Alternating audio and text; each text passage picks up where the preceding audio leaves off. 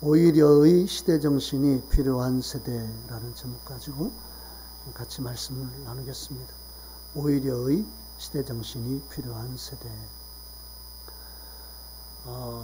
최태성 작가를 아실 분은 아실 겁니다. 그분이 역사의 쓸모라는 책을 집필했는데요. 그 서문에 보면 역사에 대해서 이렇게 정의를 내리고 있습니다. 역사는 나보다 앞서 살았던 사람들의 삶을 들여다보면서 나는 어떻게 살 것인지를 고민하고 실천할 수 있도록 도와주는 존재다 라고 이렇게 정의를 내렸습니다. 그래서 역사를 공부하면 이 작금의 이 어려운 시대에 우리가 어떻게 살아가야 될지 해답지를 얻게 된다라는 것이죠. 자, 이 에레미야, 에가 그리고 에스겔, 다니엘은 이 포로기에 속한 예언서입니다. 그러니까 이스라엘 나라가 망하고 적에게 포로로 잡혀간 후에 쓴 말씀이 이 에레미야, 에가와 다니엘서와 에스겔서예요. 그런데 이 에스겔서와 다니엘서는 이 앞날을 바라보는 내용을 담고 있습니다. 그런데 이 에레미야, 에가는 지나가버린 참담한 역사를 기록해 놓았어요. 왜 이 에레미야 선지자는 기억하기도 싫은 참담한 그 이스라엘 나라의 망한 그 역사를 낱낱이 이렇게 성경에 기록해 놓았을까요? 너희 선조들이 이렇게 큰 어려움을 당했다. 그냥 그 정도로 우리에게 교훈을 주기 위해서 이 성경을 기록해 놓았을까요? 저는 아니라고 생각합니다. 이 예루살렘 성의 이 참담함을 보면서 우리에게 우리는 어떻게 살아야 할 것인가를 깨닫게 해주는 거예요. 그 시대 사람들이 왜 망했으며 무엇 때문에 이런 일을 겪었는지를 우리가 발견하고 이 시대에 나는 그럼 어떻게 살아야 그러한 하나님의 어떤 심판과 어떤 형벌을 내가 받지 않고 하나님의 뜻을 이루는 삶을 살 수 있을까? 우리가 이렇게 질문하라고 하나님이 이 에레미야, 에가를 우리에게 주신 것이라고 저는 믿습니다. 이 역사의 쓸모의 그 서문을 보면은요, 한번 서점 가서 책을 사서 읽어보세요. 참 흥미진진합니다. 저도 다 읽고 다시 한번 읽고 있는데요. 이 역사의 쓸모의 그 서문에 보면 이 최태성 작가가 이육사 시인과 이수신 장군을 언급하고 있습니다. 그런데요, 이육사 시인은 시인이지만 일제강점기 때에 이 무장 독립단체인 의열단 그 단원으로 활동하면서 수많은 의병활동에 가담해서 그 독립활동을 벌리다가 무려 17번이나 감옥에 갇혔습니다. 그때 감옥에 갇힐 때 그가 받았던 이 수인 번호, 죄수 번호가 264번입니다. 그래서 그가 원래 이름은 이월록인데 그 이월록 대신에 자신의 필명, 글을 지을 때마다 거기에 자신의 이름을 새겼는데 264로 정했어요. 왜 이월록 시인은 자신의 필명을 264로 정했을까요? 누구도 수인번호, 자기의 죄수번호를 드러내려고 하지 않습니다. 인간의 이 본성은 그래요. 자기의 수치를 드러내려고 하지 않는데 왜 이 264 시인은 자기의 그 수인번호를 자기의 필명으로 삼았을까요? 그것은 자기가 독립운동을 하다가 17번이나 감옥에 들어간 그것은 자기의 영광으로 생각했기 때문에 그렇습니다. 여러분이 예수를 위해서 감옥에 간다면, 거기서 여러분이 예수 믿는 것 때문에 수임번호를 받는다면 그 수임번호는 여러분에게 영광이 될 것입니다. 예수 이름 때문에 당하는 핍박은 하나님이 귀히 보시기 때문에 그렇습니다. 이 이육사 시인도 마찬가지입니다. 독립운동을 하다가 받은 번호기 때문에 이 이육사를 264위관에서 대단히 자부심을 가졌던 거예요. 자, 그런데요, 이 이육사 선생께서 꽃이라는 시를 지었는데요. 그 꽃이라는 시를 보면 이렇게 노래하고 있습니다. 동방은 하늘도 다 끝나고 비 한 방울 내리지 않는 그때에도 오히려 꽃은 빨갛게 피지 않는가. 이런 시를 그분이 노래했습니다. 이순신 장군은 왕의 명령을 어기고 불복해서 백의종군하게 되었죠. 선조의 명령대로 했다가는 이 조선의 수군이 다 괴멸될 것을 알았기 때문에, 그것은 적이 파놓은 함정이라는 것을 알았기 때문에 이순신 장군은 대군을 데리고 가서 이 왜군과 싸울 수 없다라고 했습니다. 그래서 이제 선조가 그 항명 때문에 이순신 장군을 백의종군하게 만들어 버리죠. 백의종군이 뭐냐면 지휘관이 한마디로 일개 병사가 되는 겁니다. 장군이 병이 되는 거예요. 그러니까 군인이 받을 수 있는 가장 비참한 형벌 중에 하나가 백의종군입니다. 별을 단 장군이 일개 일병이 되는 거예요. 얼마나 수치스럽습니까? 그런데 이순신 장군이 그렇게 돼버린 겁니다. 이 모든 군인을 통제하고 통치했던, 다스렸던 그 장군이 하루아침에 일병이 돼가지고 그냥 쫄병의 생활을 하고 있는 겁니다. 그때 이 원균이 이제 조선의 수군을 데리고 가서 완전히 대파당하죠. 그래가지고 이제 어떤 일이 벌어지냐면, 이제 이 선조가 수군을 다 없애버리고 이제 수군들을 다 육군에 편입시킵니다. 왜냐하면 그 당시 조선에 남아있는 배는 12척밖에 없었어요. 다 괴멸되고 12척밖에 없었기 때문에 이 선조가 수군은 이제 더 이상 필요 없다. 괴멸됐으니까 이제 육군에 합류해라. 그래서 이순신 장군도 이제 육군으로 이렇게 편입될 위기에 처했었습니다. 그때 이제 이순신 장군이 남아있는 수군을 이렇게 수습하면서 이 선조에게 이러한 글을 올리죠. 신에게는 아직도 12척의 배가 남아있습니다. 죽을 힘을 다해 싸운다면 오히려 해볼만 합니다. 이렇게 장계를 올리죠. 여러분, 이 두 사람이 공통적으로 사용한 단어가 있습니다. 그게 뭐냐면 오히려입니다. 오히려. 이육사 시인은 일제강점기라는 극한 환경에서도 오히려 꽃은 빨갛게 피지 않는가 라고 노래했고요. 이순신 장군은 누구나 싸움을 포기했을 그 환경에서 오히려 해 볼만하다, 이렇게 의지를 다졌습니다. 에레미야 선지자가 활동했던 시대에 당시 오히려라는 단어를 꺼낼 수 없는 환경이었습니다. 우리 에레미야해가 1장을 한번 볼까요? 1장 1절에서 3절 우리가 전부 읽어보겠습니다. 슬프다 이 성이여, 전에는 사람들이 많더니 이제는 어찌 그리 적막하게 앉았는고.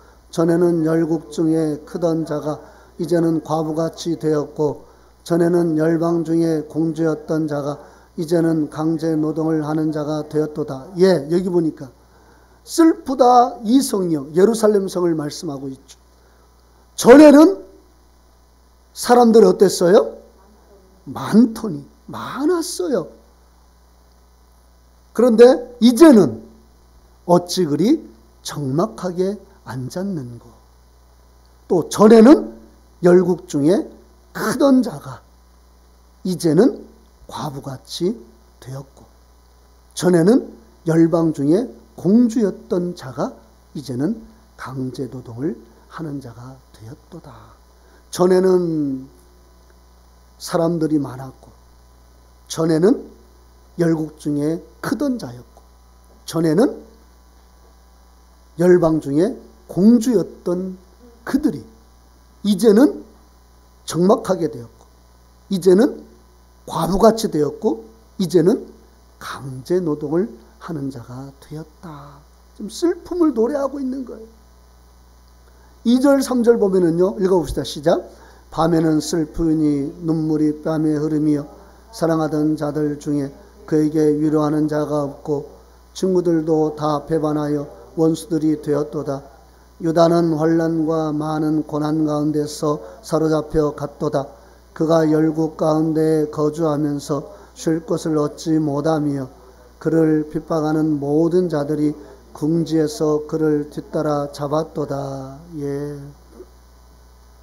전에 화려했던 유다가 멸망하고 지금은 포로로 잡혀가서 말할 수 없는 환난과 고난과 어려움을 겪고 있는 장면을 2절 3절에서 말씀하고 있죠. 자, 이와 같은 어려움에 직면된 이유가 있습니다. 5절을 읽어볼까요? 5절 읽어봅시다. 시작. 그의 대적들이 머리가 되고 그의 원수들이 형통함은 그의 죄가 많음으로 여호와께서 그를 권고하게 하셨습니다. 어린 자녀들이 대적에게 사로잡혔도다. 예, 남유다의 죄 때문에 고난을 겪게 되었음을 알 수가 있습니다. 예레미야 선지자가 자기 백성들의 그 고난과 환난과 아픔과 그 정말 심각한 어려움이 있는 것을 보면서 그가 어떤 이 상황에 놓였냐면, 예레미야 애가 2장 11절을 보세요. 2장 11절 읽어보겠습니다. 시작. 내 눈이 눈물에 상하며 내 창자가 끊어지며 내 간에 땅에 쏟아졌으니 이는 내 백성이 패망하여 어린 자녀와 젖 먹는 아이들이 성읍 길거리에 기절함이로다. 예, 얼마나 이 예레미야 선지자가 그 마음에 고충이 심했던지, 여기 보니까 내 눈이 눈물에 상하며, 눈물을 얼마나 많이 흘렸던지 눈이 그냥 상할 정도가 되었다, 이렇게 말씀하고 있습니다. 내 창자가 끊어지며, 창자가 끊어질 것 같은 고통을 겪고 내 간이 땅에 쏟아졌다. 얼마나 그 백성들이 어려움을 겪고 있는 것을 봤으면 이렇게 말할까요? 너무 아프고 너무 깊은 상처가 지금 이 예레미야 선지자를 찌르고 있는 겁니다. 말할 수가 없어요. 그 고통을 이루 말할 수가 없습니다. 표현할 길이 없는 거예요. 극기야 예레미야 3장 18절 보면 그가 이렇게 고백하죠. 읽어봅시다. 3장 18절 읽어보겠습니다. 시작. 스스로 이르기를 나의 힘과 여호와께 대한 내 소망이 끊어졌다 하였도다. 아멘.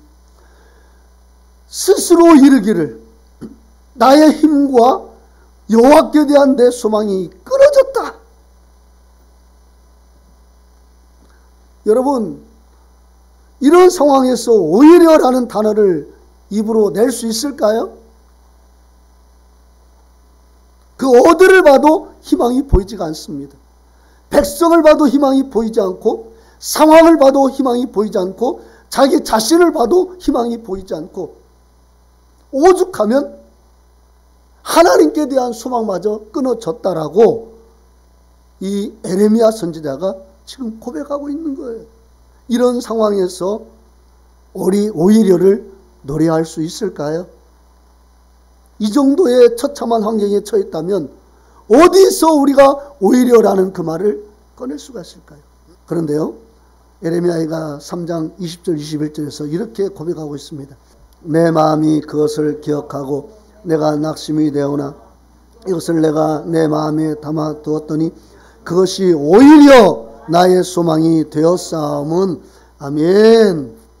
절망적인 환경과 상황이 오히려 나의 소망이 되었다.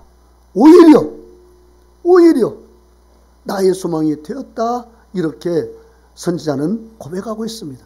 아니 정신병자도 아니고 어떻게 오히려 그게 소망이 될 수 있을까요? 어떻게 다 끝장난 상황에서 오히려라는 고백을 할 수 있을까요? 에레미야 해가의 저자는요, 예루살렘이 경험한 모든 비통과 고난이 이미 약 900년 전에 이 모세가 예언한 신명기 28장의 저주가 어떻게 성취되었는가를 보여주고 있는 것입니다. 이게 참 중요합니다. 우리 신명기 28장을 보면은요, 신명기 28장에 순종하면 얻을 복과 불순종하면 받을 저주가 거기에 기록되어 있죠. 순종하면 얻을 복, 불순종하면 받을 저주가 신명기 28장에서 아주 자세하게 기록되어 있습니다. 그런데요, 이 불순종했을 때 받을 이 저주를 기록하면서 신명기 28장 49절에 보면 이렇게 예언하고 있죠. 그들이 불순종할 때 어떤 저주가 임한다고 이 신명기 28장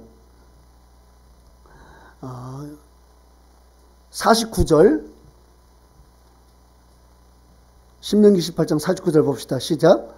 곧 여호와께서 멀리 땅끝에서 한 민족을 독수리가 날아오는 것 같이 너를 치러 오게 하시리니 이는 내가 그 언어를 알지 못하는 민족이요. 예, 이건 예언의 말씀입니다. 지금 하고 그들에게 지금 적용된 말씀이 아니라 먼 미래에 있을 말씀이에요. 여호와께서 멀리 땅끝에서 한 민족을 독수리가 날아오는 것 같이 너를 치러 오게 할 것이다. 그들은 너희가 알지 못하는 언어를 하는 민족일 것이다. 여러분, 바벨론을 상징하는 그 짐승이 뭔지 아십니까? 독수리입니다. 독수리예요. 그래서 그 언어를 알지 못하는 이 바벨론 민족이 그들이 불순종했을 때 치러 올 것을 예언해 놓고 있죠. 자, 50절 보세요. 그 용모가 흉악한 민족이라 노인을 보살피지 아니하며 유아를 불쌍히 여기지 아니하며 51절 내 가축의 새끼와 내 토지의 소산을 먹어 마침내 너를 멸망시키며 또 곡식과 포도주나 기름이나 소의 새끼나 양의 새끼를 너를 위하여 남기지 아니하고 마침내 너를 멸절시키리라. 52절이요. 그들이 전국에서 내 모든 성읍을 에워싸고 내가 의리하고는 높고 견고한 성벽을 다 헐며 내 하나님 여호와께서 내게 주시는 땅의 모든 성읍에서 너를 에워싸리니 53절 내가 적군에게 에워싸이고 맹렬한 공격을 받아 곤란을 당함으로 내 하나님 여호와께서 내게 주신 자녀 곧 내 몸의 소생의 살을 먹을 것이라. 예. 여기 보면 아주 끔찍한 말씀이 기록되어 있죠. 이 바벨론에 의해서 남유다가 망하는데 망할 때 어떤 일을 겪게 되냐면 이 예루살렘 성을 포위해 가지고 그 자녀들을 이제 먹을 것이었습니까? 자기의 자녀들을 삶아서 먹을 것을 말씀하고 있습니다. 실제로 예레미야 애가 2장 20절 보세요. 예레미야 애가 2장 20절.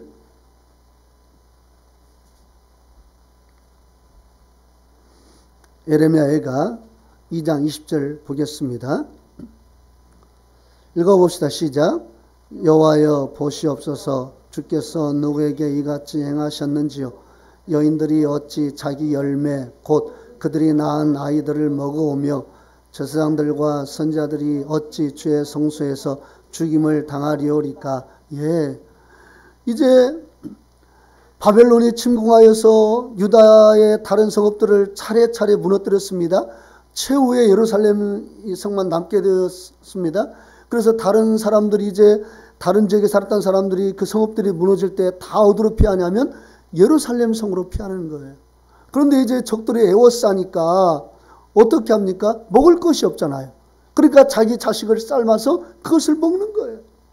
이 신명기 28장에서 하나님 말씀을 떠나고 불순종하면 바벨론 나라가 너에게 올 것이다. 이때 신명기 때는 바벨론 나라가 아예 없었습니다. 그때는 바벨론 나라 자체가 이 지구상에 존재하지 않았어요.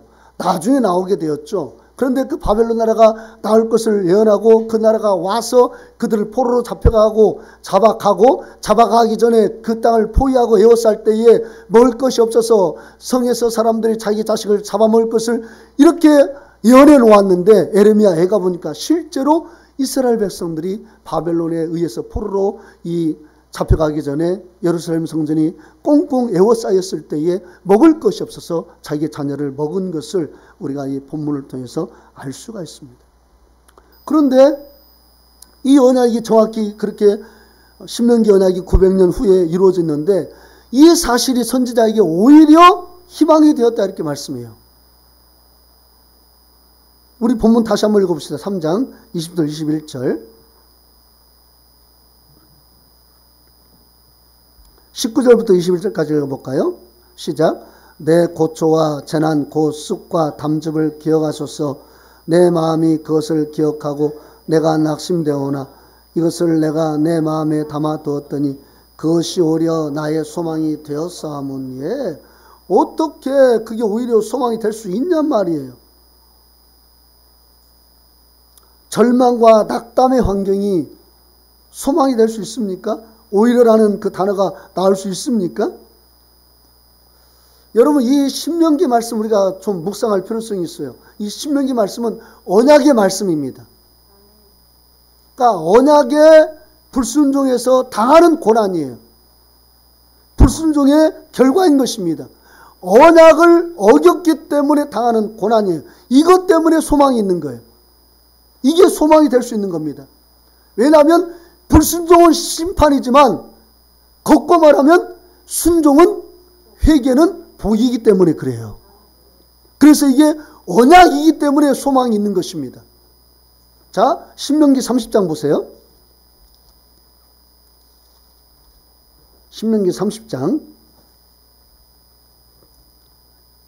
1절에서 5절까지 봅시다. 신명기 30장 1절에서 5절까지 우리 천천히 읽어봅시다. 신명기 30장 1절에서 5절 310페이지입니다. 신명기 30장 1절에서 5절 천천히 읽어봅시다. 시작. 내가 내게 진술한 모든 복과 저주가 내게 임함으로 내가 내 하나님 여호와께로부터 쫓겨간 모든 나라 가운데서 이 일이 마음에서 기억이 나거든. 포로로 잡혀간 그 모든 나라에서 이 일이 너희 마음에 기억이 나거든. 아, 우리가 잘못했구나. 이런 기억이 나거든. 2절. 너와 내 자손이 내 하나님 여호와께 돌아와 내가 오늘 내게 명령한 것을 온전히 따라 마음을 다하고 뜻을 다하여 여호와의 말씀을 청종하면 3절. 내 하나님 여호와께서 마음을 돌이키시고 너를 긍휼히 여기사 포로에서 돌아오게 하시되 내 하나님 여호와께서 흩으신 그 모든 백성 중에서 너를 모으시리니 내 쫓겨간 자들이 하늘가에 있을지라도 내 하나님 여호와께서 거기서 너를 모으실 것이며 거기서부터 너를 이끄실 것이라. 내 하나님 여호와께서 너를 내 조상이 차지한 땅으로 돌아오게 하사 내게 다시 그것을 차지하게 하실 것이며 여호와께서 또 내게 선을 행하사 너를 내 조상들보다 더 번성하게 하실 것이며 아멘. 자, 불순종하면 반드시 포로로 잡혀가고 여러 가지 환난을 겪을 걸 말씀해 놨지만 또한 언약의 말씀 가운데 보면 거기서 너희들이 돌이키고 너희 마음이 우리가 죄를 지었구나. 우리가 하나님 앞에 죄를 지어서 이런 형벌을 받는 것이구나 깨닫고 하나님 앞에 돌이켜 그 말씀을 청종하면 너희가 하늘가에 거할지라도 하나님이 거기서 너희를 이끌어서 다시 본국으로 돌아오게 하고 바다 끝에 거할지라도 거기서 너희를 인도해서 다시 하나님이 기뻐하시는 그 땅에 오게 할 것이고 땅 끝에 거할지라도 하나님이 거기에서 너희를 뽑아내어서 하나님이 기뻐하시는 곳으로 이끌어낸다는 것입니다. 그러니까요, 이 언약의 말씀이 대단히 중요한 거예요. 만약에 하나님의 감정으로 하나님의 감정에 상해서 그들을 그렇게 형벌한 것이라면 그들은 소망이 없습니다. 왜냐하면 그들은 너무나 하나님 마음을 아프게 했습니다. 끊임없이 하나님 마음을 아프게 했어요. 하나님은 끊임없이 선지자를 보내서 그들을 돌이키게 하고 회개하게 하고 하나님 앞에 바로 서게 했지만 그들은 말을 듣지 않았습니다. 그러니까 하나님이 감정으로 접근해서 그들을 심판하려고 바벨론을 통해서 그들을 진멸한 것이라면 진짜 이스라엘 백성들은 소망이 없어요. 오히려라는 그 단어를 뱉을 수가 없습니다. 그런데 왜 그런 일이 벌어지냐면 언약을 어겼기 때문에 그래요. 신명기 28장의 그 언약을 어겼기 때문에 하나님이 그들을 그 땅에서 뽑아내가지고 다른 나라로 포로로 잡혀간 게 한 겁니다. 그러나 30장에 보면 어떻습니까? 다시 거기에서 너희가 깨닫고 하나님을 찾으면 내가 거기에서 다시 너희를 뽑아서 이스라엘 나라로 옮기겠다 이것입니다. 언약이에요, 언약. 그러니까 그래서 이 에레미야 선지자가 소망이 있었던 것입니다. 언약으로 가니까 소망이 있는 거예요. 더군다나 하나님의 성품은요, 인자와 긍휼입니다. 우리 본문 에레미야해가 3장 22절 보세요. 22절. 에레미야해가 3장 22절 읽어봅시다. 시작. 여호와의 인자와 무궁히 긍휼하심으로 우리가 진멸되지 아니함이니이다. 예, 여호와의 인자와 긍휼이 무궁하심으로 우리가 진멸되지 아니함이니이다. 이렇게 말씀하고 있습니다. 인자와 긍휼의 하나님이 다시 언약의 백성으로 돌아왔을 때는 얼마든지 베푸실 은혜가 충만하다는 사실입니다.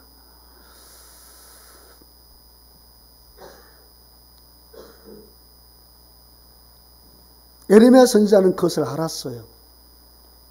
아무리 우리가 큰 죄를 지었어도 하나님의 인자와 긍휼이 있으시기 때문에 우리가 거기서 회개하고 돌이키면 그 하나님의 언약을 기억하셔서 하나님이 우리를 반드시 이끌어 다시 약속의 땅으로 이끌어 주신다는 사실을 이 에레미야 선지자는 알았습니다.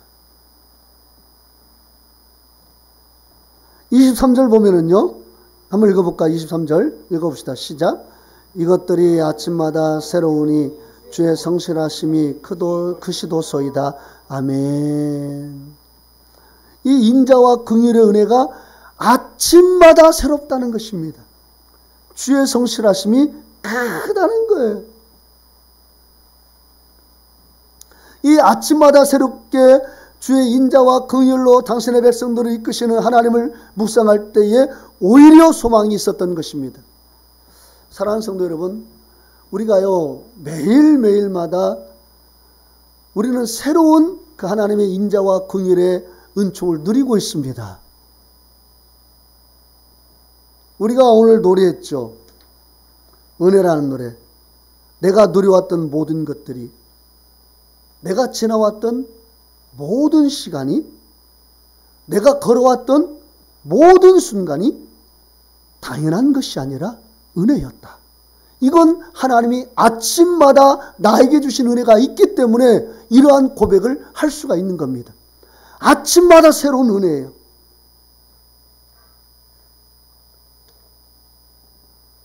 내가 지금 생명의 호흡을 하면서 예배 드리는 이것, 하나님이 내게 오늘 새롭게 주신 은혜입니다. 내가 지금 건강하게 이 자리에 서서 말씀을 전하는 것, 오늘 내게 새롭게 주신 하나님의 은혜입니다. 어떤 사람은 자고 일어났더니 몸이 말을 안 들어요. 밤사이에 안녕하십니까? 그게 그래서 나온 말이에요. 어제까지는 건강이 있는데 아침에 일어나려고 하는데 몸이 말을 안 들어요.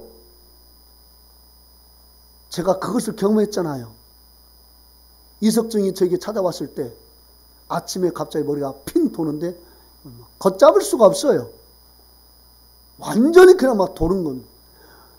완전히 도니까 어떡합니까? 막 토가 나오는 거죠. 아무리 토해도 막 걷잡을 수 없어요. 진짜 죽겠더라고요. 어젯밤에는 멀쩡했어요. 아침에 일어나 보니까 내 몸이 완전히 망가져 있는 거예요. 오늘 내가 아침에 일어났는데 멀쩡히 교회에 올 수 있는 건강한 몸이에요. 새로운 하나님의 은혜입니다. 매일마다 주시는 하나님의 은혜예요. 생명의 은혜, 건강의 은혜, 거처할 수 있는 장소가 있는 은혜, 골라 입을 수 있는 옷이 있는 은혜, 따뜻한 물을 마음껏 쓸 수 있는 은혜, 인간의 애정을 나눌 수 있는 가족이 있는 은혜, 형제와 친구가 있는 은혜, 교우관계 속에서 서로를 위해 기도해 줄 수 있는 은혜, 그 외에도 수많은 다른 축복들이 매일마다 아침마다 새롭게 하나님 우리에게 주시기 때문에 우리가 오늘 그 은혜를 누리면서 이렇게 오고 있는 것입니다. 아멘? 그건 당연한 게 아니에요. 너무나 놀라운 은혜입니다. 그런데 이스라엘 백성들은 그걸 당연하게 생각했어요. 하나님이 그렇게 저들에게 주신 은혜가 특별한 은혜고 특별하게 선민으로 택해서 그들 통해서 세계 열방이 복을 받게 하려고 그들을 택하셨고 은혜를 주셨는데 그들이 그것을 당연하게 생각한 겁니다. 당연하게 생각하니까 어떻습니까? 하나님의 은혜를 하찮게 여겨요. 그래서 그 은혜를 무시하면서 살아갑니다. 선물의 모든 선물의 시여자 되시는 하나님을 그냥 높이지 않고 원망하면서 살아가는 거예요. 여러분, 크신 하나님의 은혜를 체험한 백성들이요, 타락의 길을 걸어갔을 때 그 원인을 가만히 살펴보면 여러 가지 증상이 있지만은 그 중에 가장 큰 증상이 뭔지 아십니까? 내가 현재 받고 누리고 있는 은혜를 당연하게 생각하기 때문에 그래요. 내가 지금 얼마나 큰 은혜를 누리고 있는가를 내가 내 마음속 깊이 생각한다면 내가 하나님께 감사할 수 있고 감격하면서 살 수 있습니다. 그런데 그걸 당연하게 생각해요. 아침마다 하나님의 은혜, 하나님의 인자하심과 긍휼하심이 새롭다라고 에레미야 선지자는 고백하고 있는데 나는 그렇지가 않아요. 나는 새롭지가 않아요. 누군가는 이렇게 기도합니다. 하나님, 오늘 하루만 생명을 연장시켜 주세요. 내가 오늘 하루만 아직 내가 내 자식을 보고 숨을 거두기를 원하는데 자식을 못 보고 있습니다. 하루만 연장시켜 주세요. 이렇게 기도하는 사람이 지금 지구상에 없을까요? 저는 많다고 생각합니다. 불치병 가운데 있는 사람들, 하루만 건강 주세요, 하나님.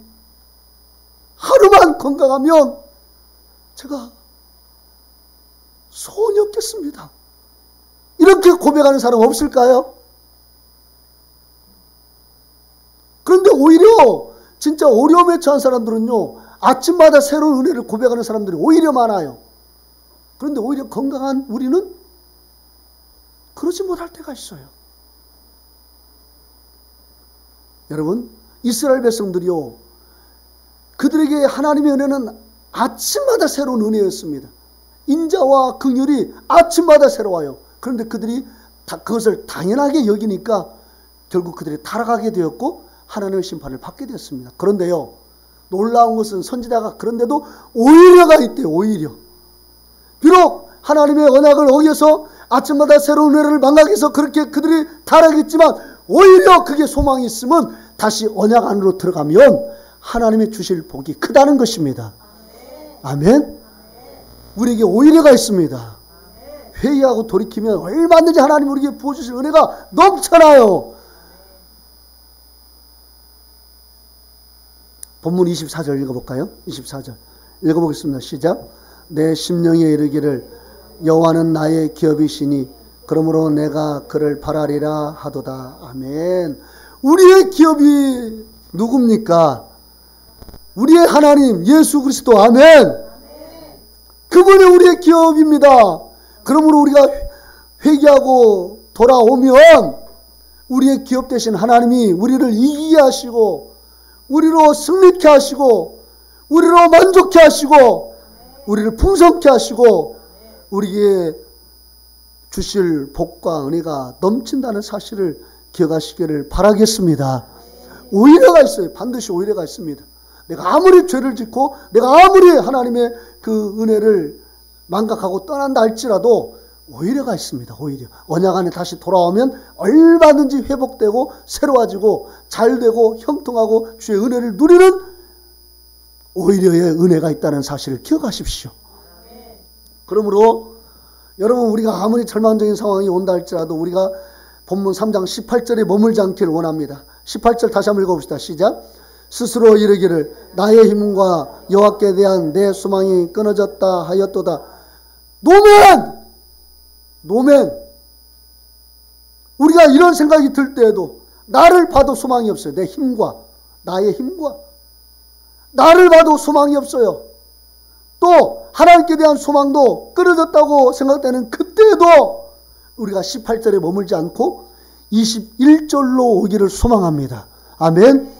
오히려 나의 소망이 되어 싸움은 그 절망적인 상황이 오히려 나에게 소망이 되는 날이 올 것입니다.